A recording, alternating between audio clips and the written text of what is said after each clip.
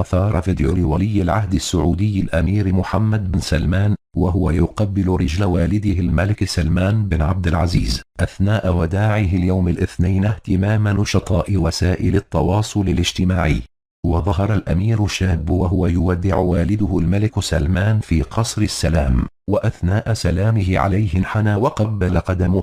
وحسب وكالة الأنباء الرسمية السعودية غادر الملك سلمان بن عبد العزيز المملكة بعد ظهر اليوم متوجها إلى قضاء إجازته الخاصة في طنجة.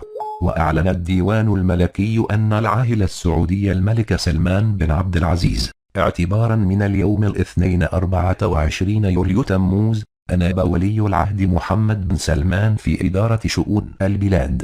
وقال الديوان الملكي إن خادم الحرمين الشريفين سيتوجه اليوم إلى خارج المملكة في إجازة خاصة، مؤكدا أن الملك سلمان أصدر أمرا ملكيا ينيب سمو ولي العهد الأمير محمد بن سلمان في إدارة شؤون الدولة ورعاية مصالح الشعب خلال فترة غيابه عن المملكة.